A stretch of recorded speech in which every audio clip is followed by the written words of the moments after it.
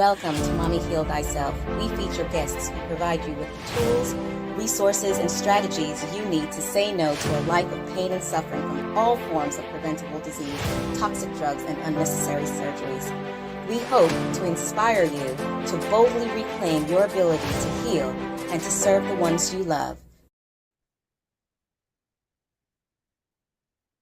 Welcome, everyone, to another episode of Mommy Heal Thyself. Today, I have a special guest with me. Her name is CeCe. She's the director of Massachusetts for Safe Technology. She works with schools, communities, municipalities, and legislatures to address the wireless radiation and public health. She's also the Education Services Director with the international nonprofit Wireless Education, which offers affordable 30-minute online training for schools and families.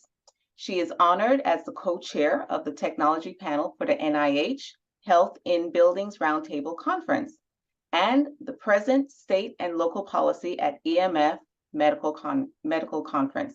She's also been featured on Genius of Wellness, Boston 25 News, EMF Warriors, and in the films Generation Zapped and Wi-Fi Refugees. Welcome, CeCe. Thank you for being with us. Thank you, Dr. Gamble. It's such an honor to be here with you. I really appreciate the opportunity. Well, I really appreciate you. And for you guys in the audience, you do not know this, but this is like our third take because interestingly enough, we're here talking about Wi-Fi and our dependency on Wi-Fi, at least my dependency on Wi-Fi is tremendous.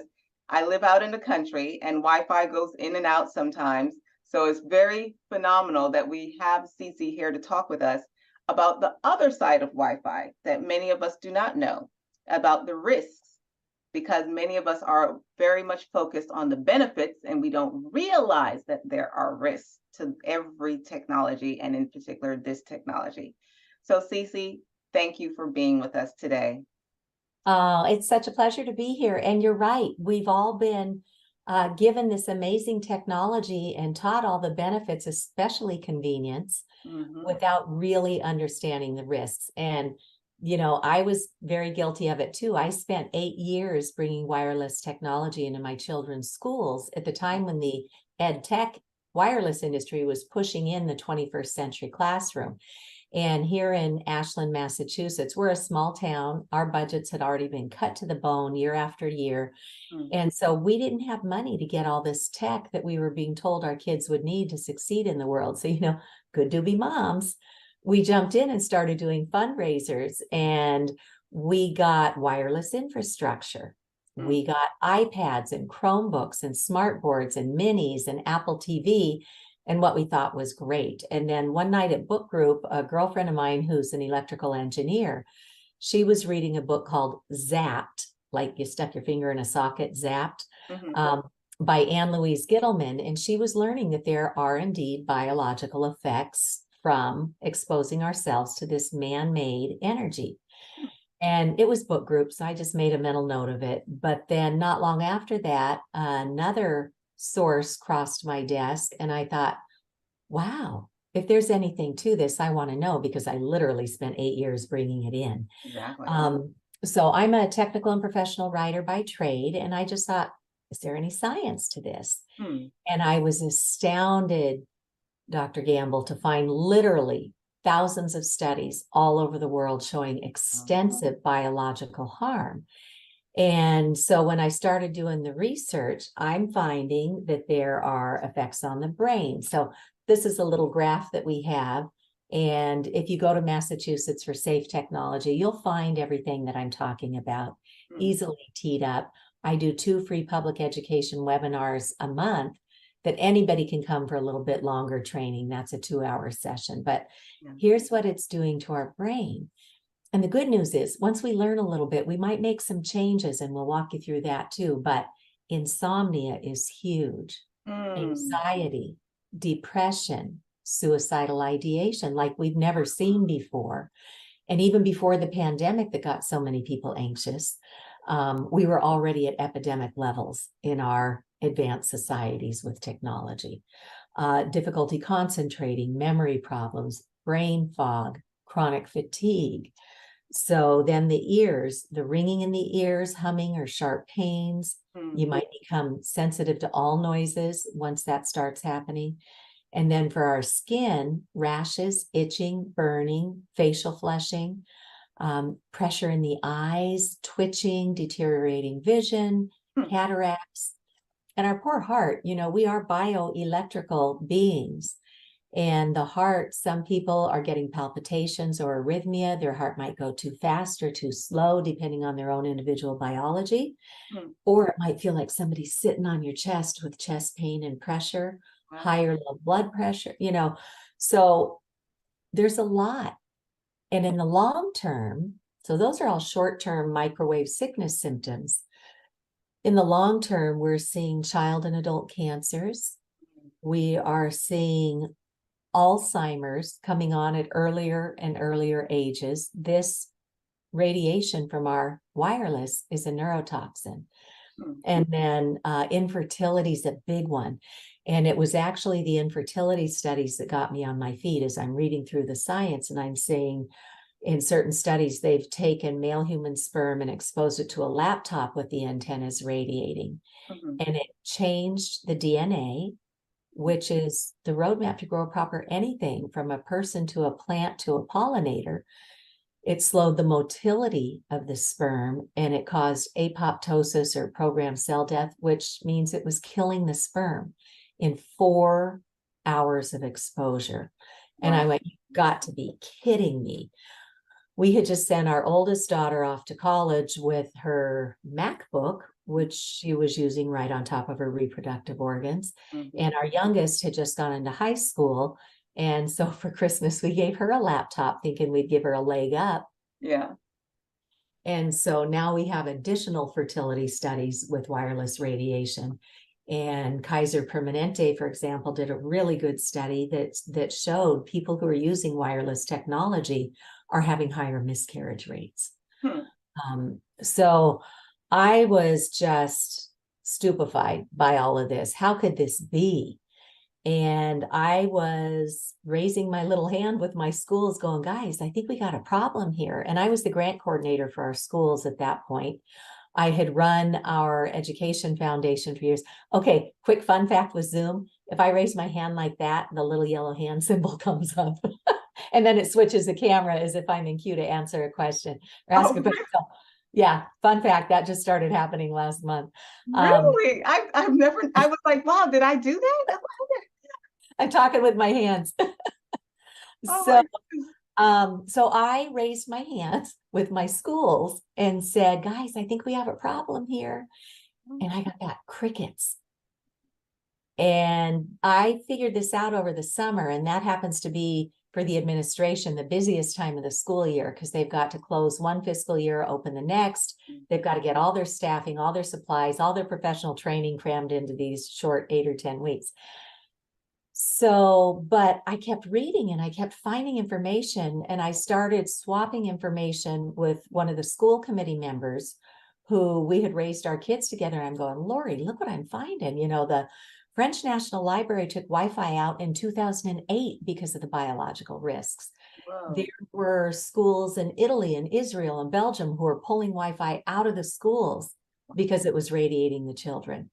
And here I spent 8 years bringing it into my school. So morally compelled, I just kept raising the question.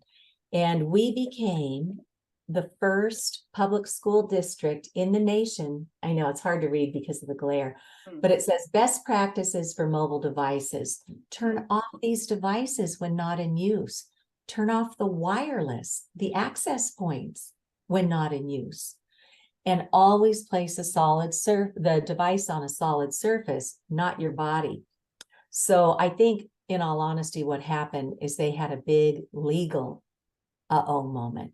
So for anybody with this who owns an iPhone, I welcome you to take that out right now and go into settings. From settings in an iPhone, scroll down just a little ways and hit general. From general, you go all the way down to the bottom and you'll see legal and regulatory.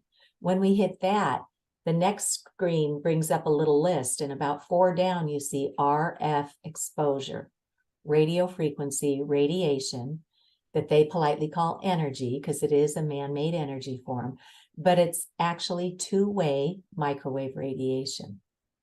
And so I like to share this with people who are new to the conversation, because as soon as we open our mouths and go, there's something wrong with Wi-Fi, we've been so conditioned to think immediately, tinfoil hat conspiracy theorist, I don't know.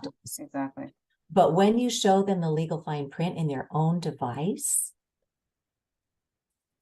they read it and they go, what? It tells us they tested this away from the body. So if you're putting it in your bra or your suit pocket or your shirt pocket, if you're tucking it in your yoga pants or your back pocket, you are exceeding the Federal Communications Commission's guidelines for public radiation exposure. And by the way, those were never biologically safety tested.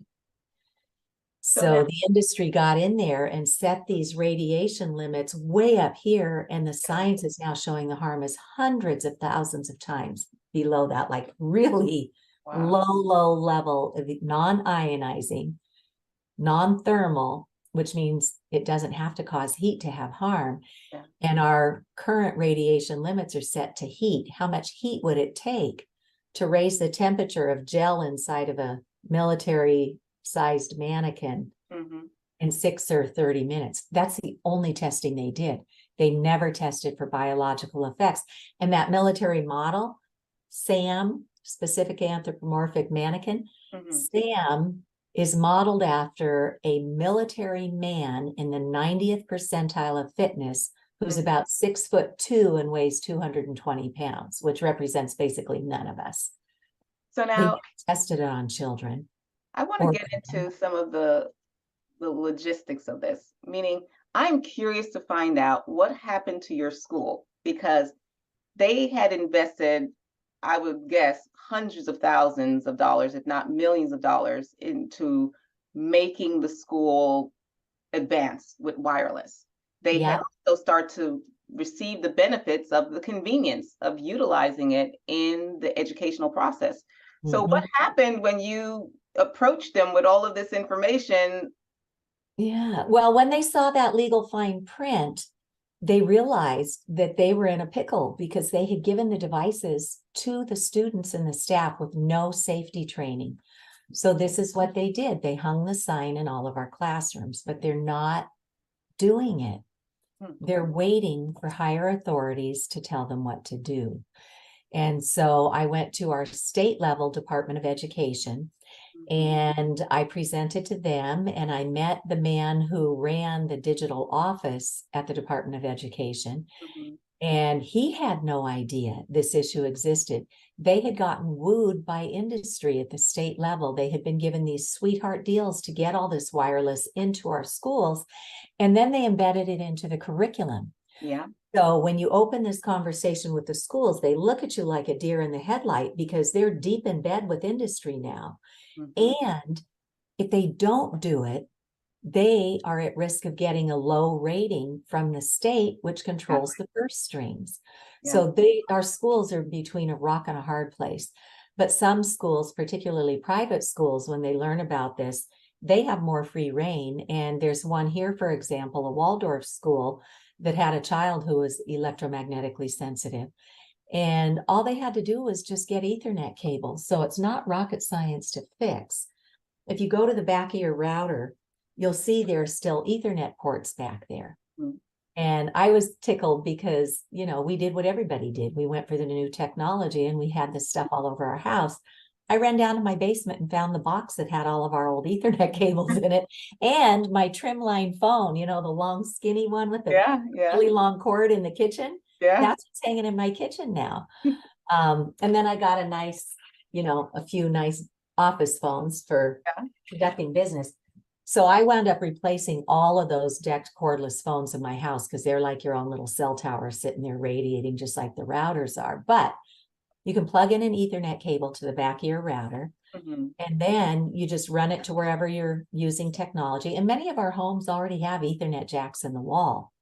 So you don't even really have to do anything other than plug stuff back in, or bring in an electrician and put Ethernet jacks back in the wall.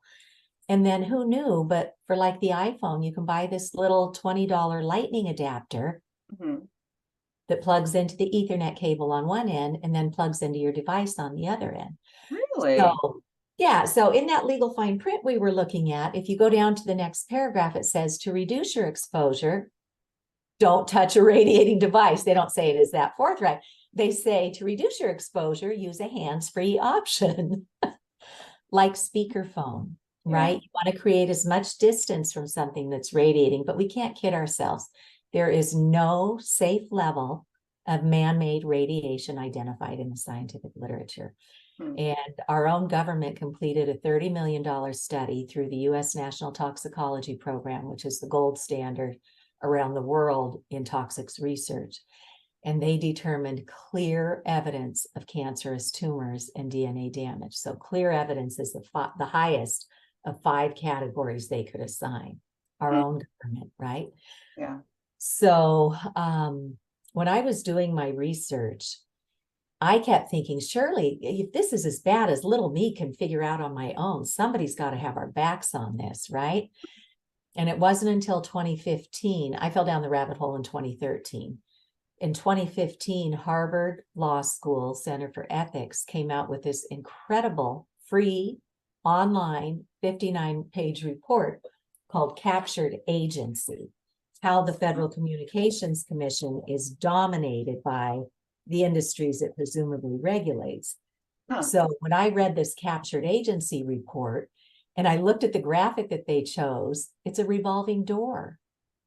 And that's what's happened to most of our federal agencies. There are still some good people up in our federal agencies, but many of the ones making the rules today are straight from industry. Yeah. So there's nobody protecting us. There's no cavalry coming. And in that legal fine print, when they say, you know, don't touch it or create distance, or do create distance, that's because this one device now has 5 or 6 separate antennas constantly radiating, going, here I am, where are you? Here I am, where are you? To the nearest cell tower or router at millions and billions of cycles per second. And our core bodies, we have our own electromagnetic field that is meant to be harmonized with the earth. The earth pulses these beautiful healing electrons 7.83 times per second. A guy named Schumann figured that out, and that's called Schumann's resonance. And that's why it's so healthy for us to get outside and do natural grounding, or earthing, as some would call it. Big body of science behind that too. But we've gotten ourselves overpowered, and now these devices have multiple antennas. They give it to us with everything full tilt, and we would never know to stop and think, well, gee, so we have one service for cellular and data, that has an antenna.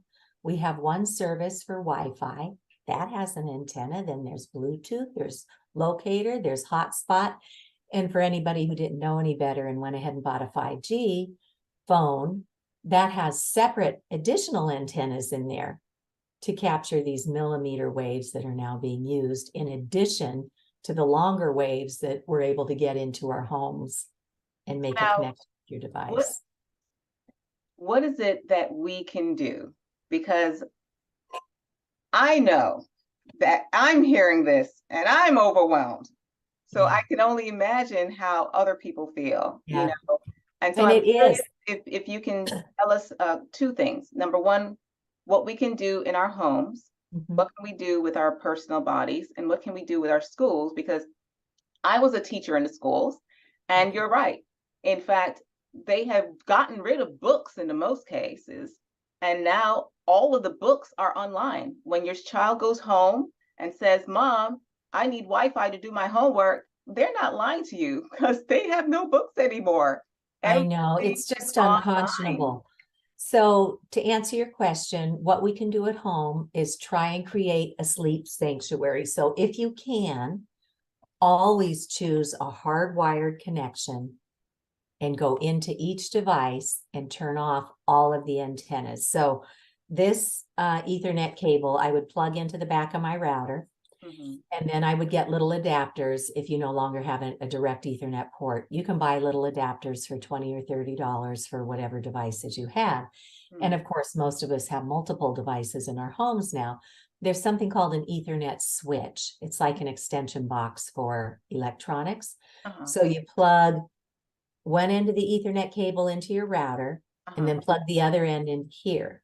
And that carries your signal to whatever room you're going to be using your technology. And then you get separate little Ethernet cables for each of your devices and plug them in. You do have to think about giving up some convenience because you can't just, walk into the bathroom with your device anymore, which a lot of people do. So no judgment, though. We all got sucked into this without knowing there are very serious risks. So create a sleep sanctuary above all else. When we first got started, we would put our router on a timer until I just bit the bullet and said, I'm the mom, I got to protect my family. And then I said, no more wireless in our house. And first we just threw my older daughter was in college, and when she had come home, I had always had a rule of no toys at the table when we're eating together and no tech in the bedroom. But now she's an adult and she had a long distance boyfriend and would want privacy to talk to him and, Zoom with him or whatever. So we just literally threw an Ethernet cable up the wall and into the vent, in the AC vent into her bedroom. So it was a very crude first step. And then next time we brought the electrician in, we just had him run it behind the wall. And then put an Ethernet port into her bedroom. So we've got Ethernet jacks in my office wall here, which allows me to safely connect with you. We've got one in our living room. We've got one in our basement office. And then we've got one up in my daughter's bedroom. So that wasn't rocket science to fix. And then once you plug everything in, you just need to go in and turn off all those antennas. Because if you don't, how would you know if you're getting radiated? But there's good news on every front. Everything we've broken, we can fix. So let me give you a demonstration, because I had a hard time getting my mind around this because it's invisible, right? Yeah. So one of the major gaps we had when I fell down the rabbit hole is so many people were suffering from microwave sickness and had no idea, and their doctors had no idea. They'd never been trained. Now there's an EMF medical conference that was offering 24.5 continuing medical education credits that expired in July. But the executive director of that conference has now taken the entire conference recordings and put it online for free. So every single one of us and our healthcare teams can go get professionally trained. And you will just be blown away by what you're going to learn at this conference. But this was the radio frequency detection meter that was recommended. And now doctors and healthcare practitioners are putting this in their practice. So patients can take it home, see what their exposures are, come back, and then they'll figure it out. So in the scientific literature, they want us to be at 10 or less in our sleeping areas, which is our homes, right? The unit of measurement is something called a microwatt per square meter. So basically in 3 feet of air, how much radiation is passing through?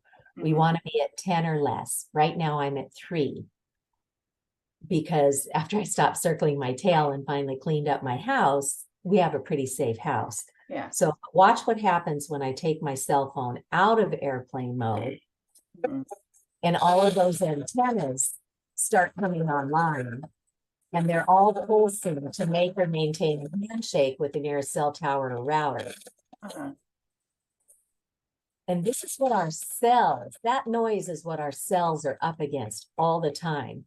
So I'm going to put this back in airplane mode, and then I'll tell you what we just did. So it went from 3 to what? What was the final reading on there? So it dissipates after a few seconds. That just went from 3 to 926,000. 926,000. With just the cell phone? Just the cell phone.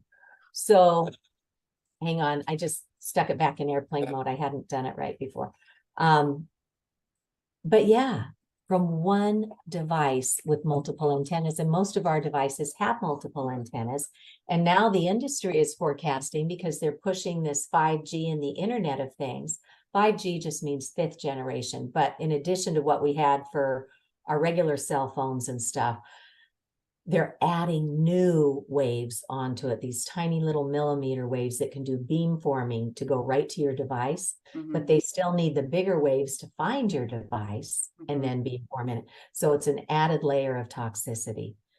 So now, So, can you go again over the types of symptoms that we need to look out for to troubleshoot insomnia, insomnia?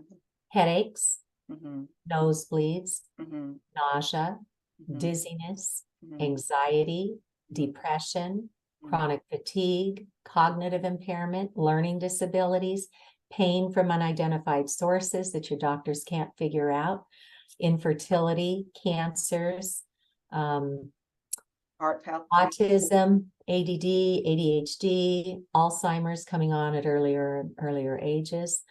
It's a neurotoxin. And it dysregulates our heartbeats that are going too fast or too slow. So it sounds just awful, and it is, but there's always hope when you hear from people who have figured it out. So for example, Deb Hodgson is a woman up in New Hampshire, and I had been asked to do a screening of an award-winning film called Generation Zapped. Zapped. It's now on Amazon Prime. This is a great way for people to start learning about this, and bring your loved ones into it. Sit down over Thanksgiving and watch this film together when you've got everybody together, and then start the conversation. But I was doing a screening at a charter school up here in Massachusetts, and this woman, Deb Hodgson, came down from New Hampshire, and she was going to go off Coumadin.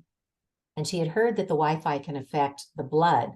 So she decided to hardwire her house. And, as moms know, we're the leaders of the pack in our families quite often. We always get the bad rap. Oh, mom's crazy. She's talking about this and that again. So Deb hardwired the house. She was getting flack from her family. And then this plant that her adult kids had given her was sitting in the kitchen doing nothing for about a year. She removes the wireless from the house, and that plant shoots up 15 inches in 2 months. Wow. And that's when her kids were like, whoa, gee, maybe mom's not crazy. And now they have children of their own, and they have hardwired their own houses. Now, a quick question. What about those devices that I see, like these little patches that they say you can put on your phone or you can wear them and blah, blah, blah. Do they actually work? Well, that's a tricky question. So you and I are very different individually. Something that might strengthen your own biosphere might shorten mine out. So we recommend that people do muscle testing with any kind of product, but more importantly, don't fool yourself. Remove the radiation as the first line of defense, because you could be setting yourself up for long-term problems if you're sitting there going along going, haha, I've got this little sticker on my phone, I'm going to be fine. And then you could wind up with breast cancer, or brain tumors, or, whatever. So remove the exposure. There is no safe level of microwave radiation. But again, muscle test if you can, if you're tempted to use, maybe some of the crystals might be helpful for you, but remove the exposure as best you can. It reminds me of when people are dealing with food sensitivities. And they'll say, oh, it can't be my food, anything but. And what I encourage them to do is, well, for 2 weeks, eliminate that food and let's just see what happens. Who knows? And that is really what I think I'm hearing from you, that the only way to really convince yourself that this is not tin hat kind of thing is to remove it. Yeah. And see what happens. Yeah. And, there's good news. Everything that's on your device. I was down at our senior center yesterday, talking to some folks there. Everything that's on your device is there to use. Your clock, your alarm, your camera, any apps you've downloaded. It's that constant going back and forth looking for signal and doing updates in the background that's harming us through all the data pulsations coming through. So one woman has an app that she uses to do meditation before bed. And we turned everything off in her phone antenna-wise, and we looked at the app and she's like, cool, I can still use that app. I don't need radiation to use that app to calm down and go to sleep, because she doesn't sleep well. Maybe last night she slept better because she turned off the radiation. What about the wearable devices? You know, when people Put them are in looking to airplane find mode. out, but if you're trying to find out what's your sleep quality, for instance, and it's recording your sleep quality, then you're not going to be, will it work without the Wi-Fi? You'd have to test it, you know, like with the app we tested yesterday, it still worked fine without the Wi-Fi because the app is on the device, right? So the clock will still work, you know, all that. But if you're trying to figure out why you're not sleeping well, take off that device, put it in airplane mode and set it far away from you. It could be free. You know, I'm scratching my head here because there's so many, as a healthcare professional, you know, I get people to wear these wearable devices to be able to track their data. And now we're saying, okay, that may inadvertently create some of the complications that we're trying to resolve in the first place. Exactly. I know people with sleep apnea will sleep with the CPAP. And the older ones were great, but now they've started putting radio frequency transmitters in that. So, you know, it's a double-edged sword there. My own daughter has type 1 diabetes, and she chooses to use the CGM, which is the continuous glucose monitoring system that pairs with her cell phone, and it brings great benefit to help her control the blood sugar highs and lows. But she could also learn to only leave the Bluetooth antenna on because that's what it's pairing with, and turn off all the other antennas during sleep. And she puts her cell phone as far away from her in the room as she can. So the message is not no technology. It's the goal is to get to what the Centers for Disease Control calls the ALARA principle. Get to as low as reasonably achievable when we're dealing with man-made microwave radiation. And they say 3 ways. 1, spend as little time radiating yourself as you can, so time. 2, create as much distance from something that's radiating you. And 3, if you can't get away from it, you should shield. And there are really good companies that offer shielding products, like fabrics that have metals woven into the fabric that these bigger waves can't get through. So it basically creates like a Faraday cage around your bed or whatever it is you're trying to shield. So speaking of shields, do you also use the shielded wires, the shielded Ethernet? Yes. Yes, that's a great question. So with regular home wiring in our electrical code, you don't have to have shielded wires. That just means there's a layer of foil wrapped around the wires inside the plastic. That shielded aluminum in there prevents the electric and magnetic fields from pulsating 6 to 8 feet into your living space. In commercial builds, they have to use shielded wiring. They never did that for residential builds. So if you're going to be buying a new Ethernet cable, look for one that says shielded. That will just protect your body a little bit more, and it only costs a few dollars more. But to answer your schools question, there's a wonderful website called Tech Safe Schools. If you go out to Tech Safe Schools and you tell them where your school is, they will send a packet of information explaining the health risks, the legal risks, and most importantly, how to remediate this. And their website has excellent resources. And you can get to all this stuff through my website, Massachusetts for Safe Technology. And like I said, we do free public education webinars twice a month. So people will come and they'll learn a little bit and pluck up a little courage and go fix something. You know, maybe they start just keeping their cell phone in airplane mode as a rule. And if you do that, go into your settings and turn on airplane mode. But you also have to look at that Wi-Fi and Bluetooth, because if it says not connected, that doesn't mean it's off. It means it's still going over here going, here I am, here I am, here I am. So make sure those are all off and then measure. I went after a grant and became the first in the United States to put a radio frequency meter on loan in my public library. And now, because our libraries are having to reinvent themselves, they now have a library of things in many of our communities. Like my daughter borrowed a power washer for doing something at her condo. But now libraries are starting to put these radio frequency detection meters on loan. Then everybody can borrow it for a week, go to your office, check out your car, check out your kids' schools, check out your home. And because they're seriously putting these antennas in every product they want to sell you these days. So, exactly. our stoves, our refrigerators, it's Everything. a hotbed. Yeah. So we just need to know, and we need to ask the industry for the right to have non-transmitting technology. But that woman, Deb Hodgson, and I worked with legislators in New Hampshire. We became the first in the nation to pass a law to investigate this. So there's a lot going on in the public policy space. There's a lot going on in the courts. The FCC has been sued for ignoring 11,000 pages of evidence of harm. And it's been 2 years since the judges told them to bring the science in line with their public radiation exposure limits. They didn't put a deadline to it. So it's been 2 years and the FCC has done nothing. So there's nobody coming to fix this for us. But if I help people learn, that's my happy place.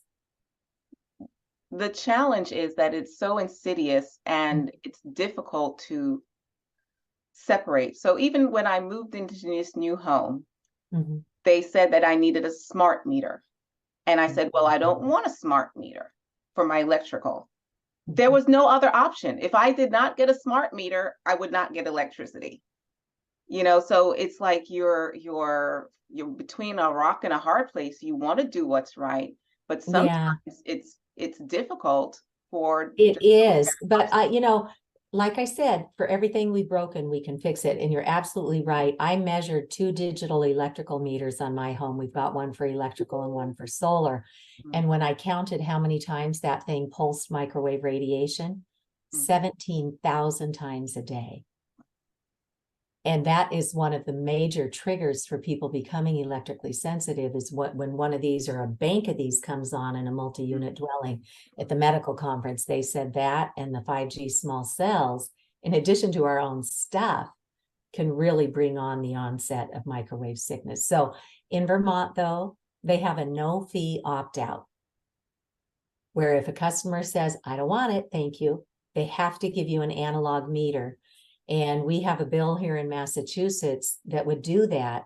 And the Senator Michael Moore, he put an emergency preamble on that saying, look, National Grid and Eversource are looking to replace all of their fleet in the next 2 years, and they want to put these smart meters on.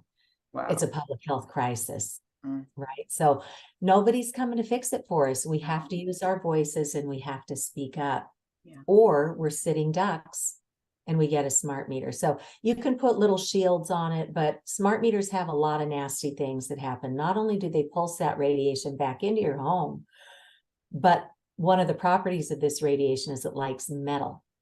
So that radiation can hop on the wires and the pipes of your house and turn your home into a giant antenna, which can make people very sick if it's not done properly.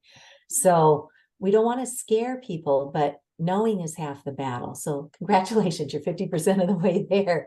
And then just, go easy with yourself. Don't be crazy with your loved ones because they got a lot on their plates too. But be the example, start making the changes, and in your own home, lay down the law and say, hey, and buy a meter, because otherwise you're still sitting there looking like a crazy person talking. Get a meter so you can show this invisible radiation. This one was $400. They have a little one that you can get for under $200. And this is, I don't get a kickback or anything. This is Safe Living Technologies up in Canada. Great people to answer your questions too. And there are others in the market as well. The resource that you were telling us about the free conference that was put online, is all of that information on your website? Yeah, if you go to my resources page, you'll find that in a few of the first bullets on that page. Okay. So ladies, I'm going to be putting the link to CeCe's website in the chat. Not in the chat. What am I talking about? In the show notes. So when you're looking at this particular episode, you'll be able to go there and click on the link and sign up for her events, because remember, she does a free public education webinar twice a month. So sign up for them and go to them over and over and over again, and just come away with just one little thing that you can do. Don't overwhelm yourself, because it's easy to go into that zone and then just throw your hands up and say, oh, whatever. I know. Yeah. So protect your sleep. One little thing. Protect your sleep, because it's cumulative, and you might be feeling great today, but tomorrow may be the day you hit the tipping point. So And you have really educated me, especially when you connected it to the melatonin and the pineal gland. And not only is melatonin very key for our sleep, but it's also key for our immune system. Yes. So ladies, turn off your phones at night or put them in another room or something. Yeah, don't charge them by your bed, because just the wires bring dirty electricity. Don't charge them by your bed. Mm. And yeah, give yourself that break. It's lovely not to be at everybody's beck and call again. Exactly, not to be tethered to the phone, as I Give say. yourself permission to take it back. Yes, take back your sleep time.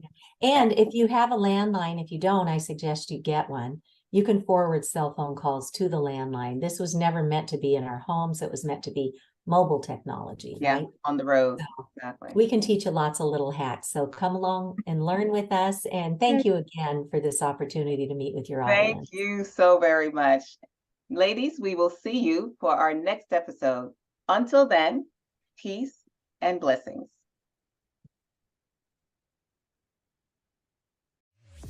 Thank you for tuning in for this episode of Mommy Heal Thyself. If you like what we're doing here, please share, subscribe, like us, and leave a comment. Your feedback is very much appreciated.